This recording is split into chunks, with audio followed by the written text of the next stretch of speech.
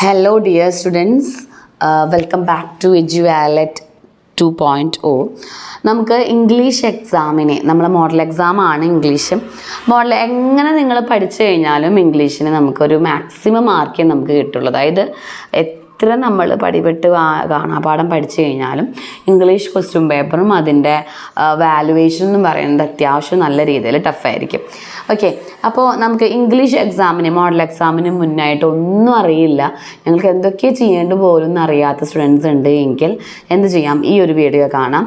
ഇതിൽ മിസ്സ് പറയുന്ന study materials എന്തൊക്കെയാണെന്ന് വെച്ചാൽ ഓരോ ചാപ്റ്ററിൽ നിന്നുള്ള കുഞ്ഞ കണ്ടൻറ്റുകൾ നിങ്ങൾക്കത് വേണമെങ്കിൽ നിങ്ങളുടെ ലാംഗ്വേജിൽ എക്സ്പ്ലനേഷൻ കൊടുത്ത് ക്വസ്റ്റ്യൻ അനുസരിച്ചിട്ട് റിവ്യൂ പോലൊക്കെ എഴുതാം. Then different discourses of important discourses, നിങ്ങൾക്ക് പുറമേ നിന്ന് ചോദിക്കാവുന്ന നല്ല ഇമ്പോർട്ടൻ്റ് ആയ കുറച്ച് ക്വസ്റ്റ്യൻസും അതിൻ്റെ ഫോർമാറ്റുകളൊക്കെയാണ് ഈ ഒരു വീഡിയോയിൽ പറയാനായിട്ട് പോകുന്നത്. അപ്പോൾ നമ്മുടെ ചാനൽ ആദ്യമായിട്ടാണ് കാണുന്നതെങ്കിൽ ലൈക്ക് ചെയ്യാനും ഷെയർ ചെയ്യാനും സബ്സ്ക്രൈബ് ചെയ്യാനും മറക്കരുത്. അപ്പോൾ നമുക്ക് നോക്കി വെക്കാം ഓരോ ചാപ്റ്ററും യൂണിറ്റ് വൈസും ഏതൊക്കെയാണെന്ന്. ഓക്കെ, അപ്പോൾ ഫസ്റ്റ് യൂണിറ്റിലുള്ള ചാപ്റ്റേഴ്സാണ് പറയുന്നത് 3 L's ഓഫ് എംപവർമെൻറ്റ്. നമുക്കറിയാം 3 Lകൾ, നമ്മളിത് വുമൺ എംപവർമെൻ്റ് ആണ് ഈ ചാപ്റ്റർ മെയിനായിട്ട് നോക്കുന്നത്. ഇതൊരു സ്പീച്ച് ബൈ ക്രിസ്റ്റ്യൻ ലെഗാർഡിൻ്റെ ഒരു സ്പീച്ചാണ്. 3 L's of empowerment is a speech. The speaker says that woman can be empowered. 3 things to help the woman. അവിടെ 3 L'സിനെ കുറിച്ചിട്ടാണ് പറയുന്നത്. That is learning, labour and leadership. It's must given education, job opportunities and high position in society and we can empower them. അതായത് എല്ലാവരും സൊസൈറ്റിയിലെ all human beings should empower the humans. അതിന് വേണ്ടിയിട്ട് അവർക്ക് education കൊടുക്കണം, ജോബ് കൊടുക്കണം, അതുപോലെ തന്നെ നല്ല പൊസിഷൻ കൊടുക്കണം, ലീഡർഷിപ്പ് ക്വാളിറ്റീസ് ഉണ്ടായിരിക്കണം, ദെൻ ലേബർ ആക്ടിവിറ്റീസ് കൊടുക്കണം, അത്യാവശ്യം ലേണിങ്ങിൽ കംപ്ലീറ്റ് എഡ്യൂക്കേഷൻ ഒക്കെയാണ് പറയുന്നത്. അപ്പോൾ ഒരു വുമൻസിന് വേണ്ട വുമൺ എംപവർമെൻ്റ് ആണ് ഈ പാഠത്തിൽ മെയിൻ പോയിന്റ്. നിങ്ങൾക്ക് ടെക്സ്റ്റ് വൈസിൽ കുറേ ഇമ്പോർട്ടൻ്റ് ആയ സെൻറ്റൻസുകൾ നിങ്ങൾക്ക് ബൈ ഹാർട്ട് പഠിച്ചിട്ട് വുമൺ എംപവർമെൻറ്റിനെ കുറിച്ചിട്ട് നിങ്ങൾക്ക് എന്താ പറയുക, എന്തെങ്കിലും സ്പീച്ച് നടത്താനോ ലെറ്റർ ടു ദ എഡിറ്റർ വന്നു കഴിഞ്ഞാലോ ഒക്കെ അതിൽ ഇൻക്ലൂഡ് ചെയ്യാം. ഓക്കെ, അത്രയാണ് വുമൺ എംപവർമെൻറ്റ്. മെയിനായിട്ട് ഈ ടോപ്പിക്കുകൾ പഠിക്കാം. ദെൻ എനി വുമൺ, ഇതൊരു ബ്യൂട്ടിഫുൾ പോയമാണ്. അതിൽ മെയിനായിട്ട് ഈ യൂണിറ്റ് 1 കംപ്ലീറ്റ് നമുക്ക് വുമൻസിൻ്റെയാണ് പറയുന്നത്. ഇതൊരു beautiful poem. It's tell about importance of woman in family. They are like pillars of the house, care of family, hold them together, wall against all dangers and life for children. ഇപ്പോൾ നിങ്ങളെ പാരൻസിനെ കുറിച്ചിട്ടാണ് നമുക്ക് ഇവിടെ ഈ ഒരു chapter മെയിനായിട്ട് നോക്കുന്നത്. നമ്മുടെ പാരൻസൊക്കെ വീട്ടിലുള്ള അമ്മമാർ വീട്ടിൽ എന്തൊക്കെ ചെയ്യുന്നു, അത് ടേക്ക് കെയർ ചെയ്യുന്നു, പ്രാർത്ഥിക്കുന്നു, കുക്ക് ചെയ്യുന്നു, വാഷ് ചെയ്യുന്നു, അങ്ങനെ കംപ്ലീറ്റ് ജോലികൾ ചെയ്യുന്നു. അപ്പോൾ അതിനെ പില്ലേഴ്സ് ഓഫ് ദി ഹൗസ് ഒക്കെ ആയിട്ടാണ് നമ്മുടെ ഈ ഒരു പോയത്തിൽ പറയുന്നത്. ദെൻ മാച്ച് ബോക്സ് എന്ന് പറയുന്നത് ഒരു സ്റ്റോറിയാണ്. ഒരു മാരീഡ് കപ്പിൾ, മെയിൻ ക്യാരക്ടറിസ്റ്റിക്സ് എന്ന് പറയുന്നത് അജിത്ത് ആൻഡ് നൊമിതയാണ് ഇതിൽ മെയിൻ വൈഫ്. ഒരു ടിപ്പിക്കൽ ഇന്ത്യൻ വുമൺ ആണ്. ദെൻ ഹസ്ബൻഡിൻ്റെ പേര് അജിത്താണ്. She is from a poor family. Nomita, she is beautiful but Ajith hide her letter regularly. ഇതിലെന്താ പറയുന്നത് വെച്ചാൽ നൊമിത ഒരു ലെറ്റർ എഴുതാണ് അമ്മയ്ക്ക് വേണ്ടിയിട്ട്. ഒരു വിഡോ ആണ് അമ്മ, പക്ഷെ ആ ലെറ്റർ എന്ത് ചെയ്യാണ്, അജിത്ത് വാങ്ങിയിട്ട് വായിച്ച് കീറിക്കളയൊക്കെയാണ് ചെയ്യുന്നത്.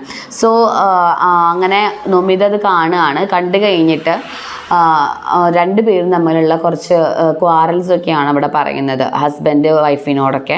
അപ്പോൾ വുമൺസ് അവിടെ ആ സമയത്ത് നമ്മുടെ നൊമിത എന്ന് പറയുന്ന ക്യാരക്ടറിനെ മാച്ച് ബോക്സ് ആയിട്ടാണ് കമ്പയർ ചെയ്തിരിക്കുന്നത് റൈറ്റർ. കാരണം എന്താണെന്ന് വെച്ചാൽ അവർക്ക് നല്ല പവർ ഉണ്ട്, പക്ഷെ അവർ സൈലൻ്റ് ആയിട്ടിരിക്കുകയാണ്. നമുക്കറിയാമല്ലേ, എല്ലാ വുമൻസിൻ്റെ ഉള്ളിലും നല്ല രീതിയിൽ എക്സ്പ്രസ് ചെയ്യാൻ പറ്റുന്ന ഒരുപാട് കഴിവുകളുണ്ട്, പക്ഷെ അതെല്ലാം അവർ ഉള്ളിൽ ഒതുക്കി വെച്ച് ഓരോരുത്തരുടെ കീഴിൽ ഇങ്ങനെ ജീവിക്കുകയാണ്. സോ മാച്ച് ബോക്സ് എന്ന് പറയുന്നത് എന്താ, തീപ്പെട്ടിയല്ലേ. തീപ്പെട്ടിക്കൊള്ളി നമ്മൾ ഒരുക്കി കഴിഞ്ഞാൽ എന്താ സംഭവിക്കുക, നല്ല രീതിയിൽ കത്തി പടരും അല്ലേ. സോ അവരുടെ എല്ലാ രീതിയിലുള്ള കഴിവുകളും പുറത്ത് കൊണ്ടുവന്നാൽ ഓൾ വുമൻസ് ആർ ലൈക്ക് എന്താ പറയുക, അത്രയും നല്ല ബേണിംഗ് ആയിരിക്കും, കത്തി പടരുന്ന ഒരു ബേണിംഗ് ആയിട്ടാണ് എല്ലാ വുമൻസിനെയും അവർ കാറ്റഗറൈസ് ചെയ്തിരിക്കുന്നത്. അപ്പോൾ മാച്ച് ബോക്സ് എന്ന് പറഞ്ഞ ആ ഒരു ടൈറ്റിൽ ഇതിനോട് എത്രത്തോളം ഇമ്പോർട്ടൻ്റ് ആണെന്ന് ചോദിച്ചാൽ നിങ്ങൾക്ക് നൊമിതയുടെ ക്യാരക്ടറുമായിട്ട് കമ്പയർ ചെയ്യാം. ദെൻ ഹൊറിഗല്ലോ എന്ന് പറഞ്ഞിട്ടുണ്ടെങ്കിൽ ഇതൊരു അനക്ഡോക്റ്റാണ് സുധാമൂർത്തിയുടെ. ഇവിടെ ഗ്രാൻഡ് ഫാദർ ഉണ്ട് മെയിൻ ക്യാരക്ടറായിട്ട്. അവർ ഗുഡ് ലിസണേഴ്സ് മീൻസ് വാട്ട്, ഒരാളുടെ പ്രശ്നങ്ങൾ കേൾക്കുന്നതിനും അവർക്ക് തിരിച്ച് സപ്പോർട്ട് ചെയ്യുന്നതിനുമുള്ള ആൾക്കാരെയാണ് ലിസണേഴ്സ് എന്ന് പറയുന്നത്.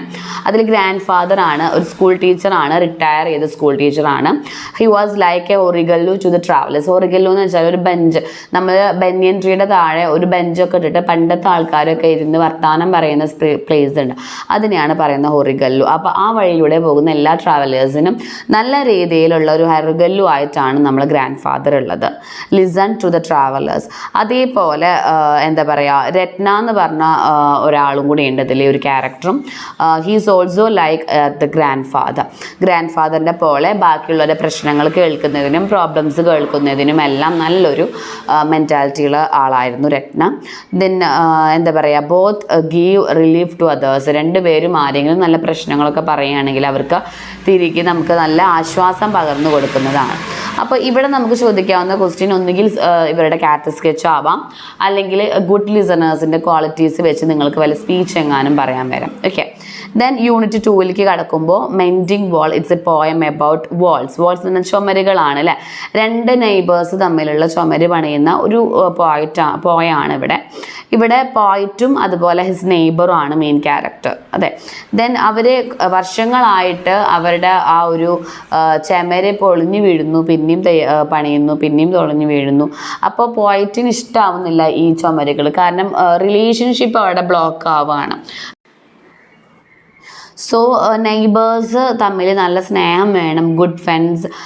Neighbours says good friends make good neighbours. നല്ല നെയ്ബേഴ്സ്, ഇവിടെയും നമുക്ക് ഹ്യൂമൻ റിലേഷൻഷിപ്പ് തന്നെയാണ് പറയുന്നത്. ഇത് നിങ്ങൾക്ക് ഒന്നുകിൽ പോയിറ്റിൻ്റെ ചിന്തകളെ കുറിച്ചിട്ടൊരു റിവ്യൂ എഴുതാനോ റൈറ്റപ്പ് എഴുതാനോ എങ്ങനെയായിരിക്കും നമുക്ക് വരിക. പിന്നെ നമ്മളുടെ അഭിപ്രായം ചോദിക്കും, വാട്ട്സ് ഒപ്പീനിയൻ അബൌട്ട് യുവർ റിലേഷൻഷിപ്പിനെ കുറിച്ചിട്ട്. നിങ്ങൾക്ക് നെയ്ബേഴ്സും ആൾക്കാരും തമ്മിലുള്ള റിലേഷൻഷിപ്പിനെ കുറിച്ചിട്ട് നമ്മളോട് എന്തെങ്കിലും റൈറ്റപ്പ് ആയിരിക്കും വരിക.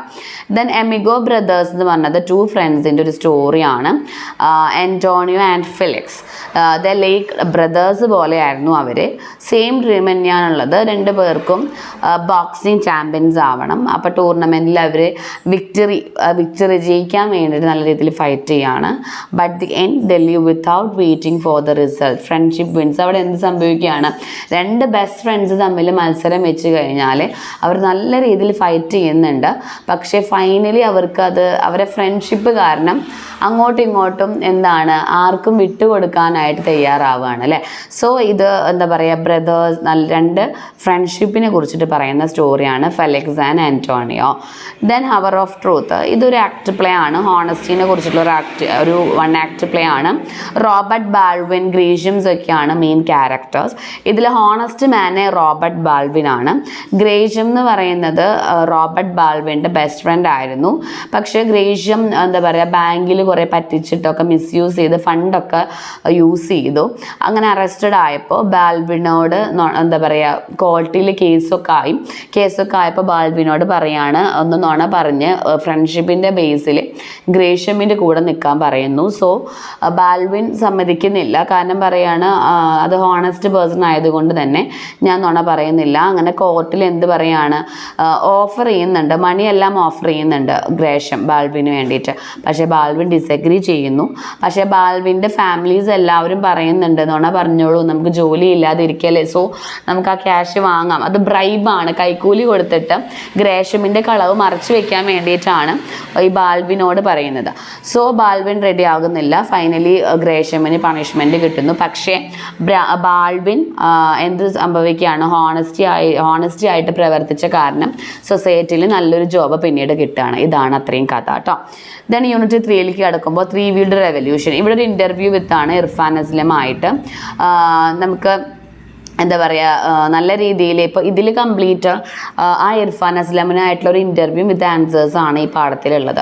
അപ്പോൾ ഇവിടെ നിന്ന് നമുക്ക് പ്രതീക്ഷിക്കാൻ പറ്റുന്നത്, ആരെങ്കിലും ഒരു വെൽ നോൺ പേഴ്സണാലിറ്റി നിങ്ങളോട് പറയുകയാണ് ഏതെങ്കിലും സ്ട്രീമിലുള്ളത്, ഫിലിം ഇൻഡസ്ട്രിയോ അല്ലെങ്കിൽ ക്രിക്കറ്റ് പ്ലെയേഴ്സോ അല്ലെങ്കിൽ ഇനി എന്താ പറയുക പൊളിറ്റിക്കൽ പാർട്ടീസിനോ മിനിസ്റ്റേഴ്സോ അല്ലെങ്കിൽ എഡ്യൂക്കേഷണൽ പാർട്ടീസോ, അങ്ങനെ ആരെങ്കിലും അല്ലെങ്കിൽ ഏതെങ്കിലും പ്രൊട്ടസ്റ്റ് എഗെയിൻസ്റ്റ് ചെയ്ത ആൾക്കാരോ എൻവയോൺമെൻറ്റിസ്റ്റോ എക്കണോമിസ്റ്റോ ആരെങ്കിലോടായിട്ട് നിങ്ങളോട് ഇൻ്റർവ്യൂ ക്വസ്റ്റ്യൻസ് ആണ് നമുക്കിവിടെ പ്രതീക്ഷിക്കാവുന്നതുള്ളൂ.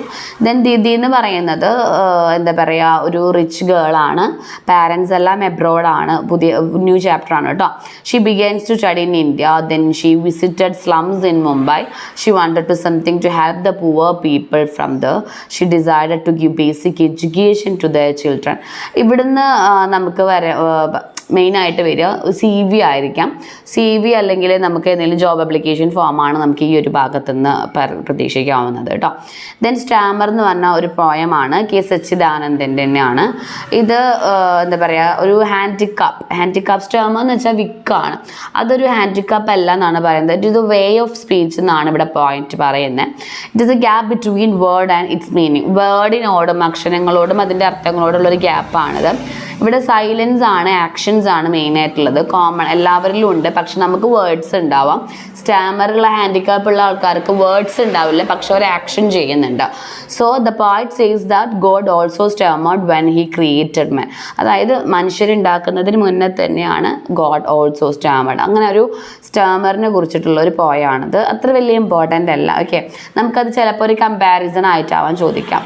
ദെൻ യൂണിറ്റ് 4 എന്ന് പറയുമ്പോൾ വെൻ സാപ്ലിംഗ് ഈസ് പ്ലാന്റഡ്. ഇവിടെ ഒരു നേച്ചറിനെ കുറിച്ചിട്ടുള്ള യൂണിറ്റ് ആണ്.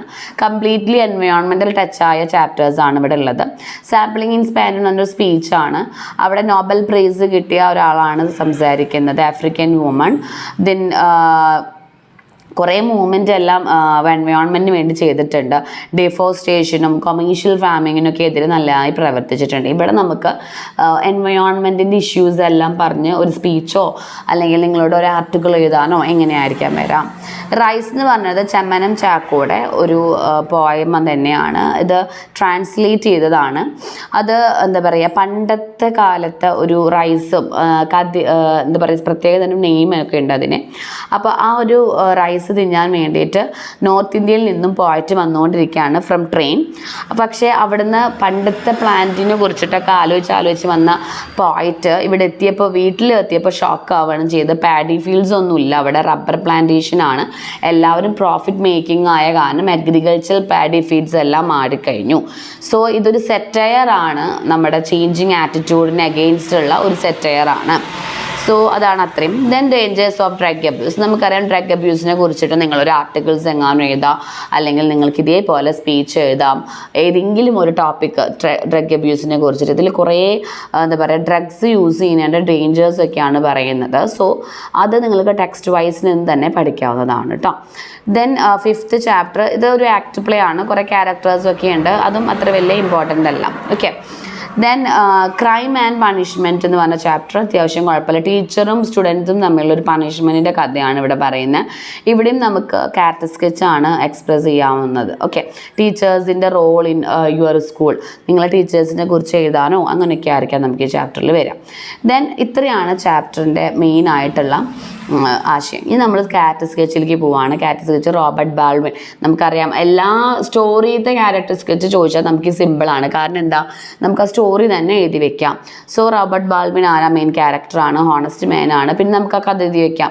ബാങ്കിൽ വർക്ക് ചെയ്യുന്നു, പിന്നീട് ജോലി പോയി, ഗ്രേഷമിനെ അറസ്റ്റ് ചെയ്തു, പക്ഷെ അങ്ങനെയുള്ള കഥകളൊക്കെ നമുക്ക് എഴുതി വെച്ച് he was not ready to do that, he was normal truth man. അവസാനം finally she get a food job, അല്ല ബെറ്റർ ജോബ്. നോമിത എന്ന് പറയുന്നത് മാച്ച് ബോക്സിലെ ക്യാരക്ടറാണ്. മെയിൻ ആയിട്ടുള്ള വൈഫാണ്, ടിപ്പിക്കൽ ഇന്ത്യൻ വുമൺ ആണ്. ഒരു poor family, married to Ajit and as a poor old widow ആണ് her mother. Then she could not help the mother, she was jobless and she is under the rule of husband, അല്ലെ, ഹസ്ബൻഡിൻ്റെ നിയമങ്ങളിലാണ് ആശ്രി ജീവിക്കുന്നത്. പിന്നീട് നമുക്ക് നമ്മുടെ wife ഇങ്ങനെ burning ആയിട്ട് last നിൽക്കുന്നതാണ് ആ ക്യാരക്ടറിൻ്റെ ആ ഒരു സ്റ്റോറി എൻഡ് ചെയ്യുന്നത്. അപ്പോൾ അത് മാച്ച് ബോക്സിനായിട്ടാണ് നമുക്ക് നോമിതേനെ കമ്പയർ ചെയ്യാമെന്നൊക്കെ പറഞ്ഞിട്ട് അത് എഴുതാം. ദെൻ ഫെലിക്സ് വർഗേഴ്സ് എന്ന് പറഞ്ഞത് മെയിൻ ക്യാരക്ടർ, അമിഗോ ബ്രദേഴ്സിലുള്ള ഒരാളാണ് ഫെലിക്സിൻ്റെ അപ്പിയറൻസ് എഴുതാം. അതായത് dark short husky black hair with natural afro സ്റ്റൈലാണ്, ആഫ്രിക്കൻ സ്റ്റൈലാണ്. പിന്നെ ഫ്രണ്ടാണ് എന്നൊക്കെ പറഞ്ഞ് നിങ്ങൾക്ക് അതല്ല ചാമ്പ്യൻ ആണ്. പക്ഷെ അവസാനം ഫ്രണ്ട്ഷിപ്പ് കാരണം അവർ more important gives to friendship. അതേപോലെ തന്നെയാണ് അതിൻ്റെ എക്സ്ട്രാ മറ്റേ ഫ്രണ്ടും ആൻറ്റോണിയോ ക്രൂസും. അയാളെ കുറിച്ചിട്ടും 17 years old ബോയ് ആണ്, ക്ലോസ് ഫ്രണ്ടാണ് ഫെലിക്സിൻ്റെ. അപ്പിയറൻസ് ഡിഫറെൻ്റ് ആണ്, ഫെയർ ആണ്, ലാങ്കി ആണ് എന്നൊക്കെ പറഞ്ഞിട്ട് അതും എഴുതാം. നമുക്ക് ക്യാരക്ടർ സ്കെച്ച് ചെയ്തുമ്പോൾ മാക്സിമം എന്തൊക്കെയാണ് ശ്രദ്ധിക്കേണ്ടത്? നമ്മളൊരു ക്യാരക്ടർ സ്കെച്ച് ചെയ്യുമ്പോൾ നമുക്കതിന് ഹെഡിങ് ഉണ്ടായിരിക്കണം. മെയിൻ ക്യാരക്ടറാണ്, ഏത് story from, written by whose, റൈറ്ററുടെ പേര് എഴുതണം. പിന്നെ അപ്പിയറൻസ് ആദ്യം എഴുതാം, ലുക്കിംഗ് എങ്ങനെയാണ്, അഗ്ലി ആണോ, ഗുഡ് ആണോ, ഹാൻഡ്സം ആണോ, ബ്യൂട്ടിഫുൾ ആണോ എന്ന് എഴുതാം.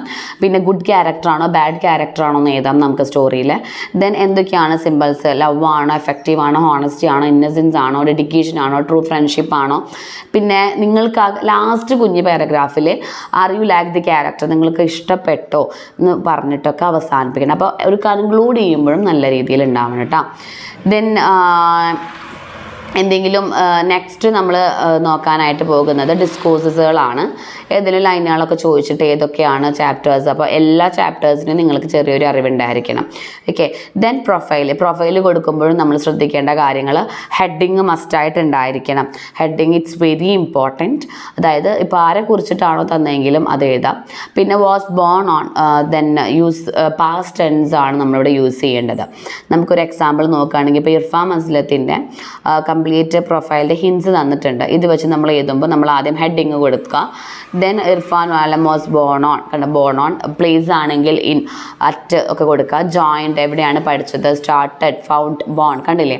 ഇതെല്ലാം പാസ്റ്റ് ടെൻസിലാണ് എഴുതിയിരിക്കുന്നത്. സോ അത് നന്നായി ശ്രദ്ധിക്കാം. ദെൻ അനൗൺസ്മെൻറ്റ് എന്ന് പറഞ്ഞിട്ടുണ്ടെങ്കിൽ നമ്മൾ ലൈവായിട്ട് പറയുന്ന കാര്യമാണ്. നമുക്കതിന് എക്സാമ്പിൾസ് പഠിച്ചാലും മതി. ഒരു എക്സാമ്പിൾ പഠിച്ചാൽ നിങ്ങൾക്ക് ഏതിലും അത് അപ്ലൈ ചെയ്ത് കൊടുക്കാം. Ladies and gentlemen, welcome back to this function, we are all here gathered to എന്നൊക്കെ പറഞ്ഞിട്ട് അവിടെ ടോപ്പിക്ക് കൊടുക്കുക. അവസാനം again welcome all of you, thank you, wishing a nice time എന്നൊക്കെ പറഞ്ഞിട്ട് നമ്മൾ കൊടുക്കണം. ബ്ലർബ് എന്താണ്? നമ്മൾ ഒരു ബുക്കിനെ കുറിച്ചിട്ട് ഷോർട്ട് ആൻഡ് സിമ്പിൾ ആയിരിക്കണം, ക്യാച്ചി പോയിൻറ്റ്സ് വെച്ചിട്ട് നമ്മൾ ഒരു ചെറിയൊരു എന്താ പറയുക കോളത്തിൻ്റെ ഉള്ളിൽ വേണം നമ്മളത് എഴുതാനായിട്ട്. അതിൽ നമ്മളിപ്പോൾ ഒരു ബുക്കിനെ പറ്റിയിട്ടോ എന്തിനെങ്കിലും പറ്റിയിട്ടോ നമുക്കൊരു ചെറിയൊരു ഐഡിയ കിട്ടുക. ഓക്കെ, അതാണ് ബ്ലർബ് എന്ന് പറയുന്നത്. ദെൻ മാച്ച് ബോക്സ് ആരാ എഴുതിയത്? ആശാപൂർണ ദേവിയാണ്. ബ്ലോഗ് കണ്ടില്ലേ, ഇത് ഒരു ബ്ലർബാണ് മാച്ച് ബോക്സിനെ കുറിച്ചിട്ട്. ഇതൊരു ബോക്സിലിട്ട് കൊടുക്കണം കേട്ടോ, എങ്കിലേ നമുക്കതിൻ്റെ മാർക്ക് കിട്ടുള്ളൂ.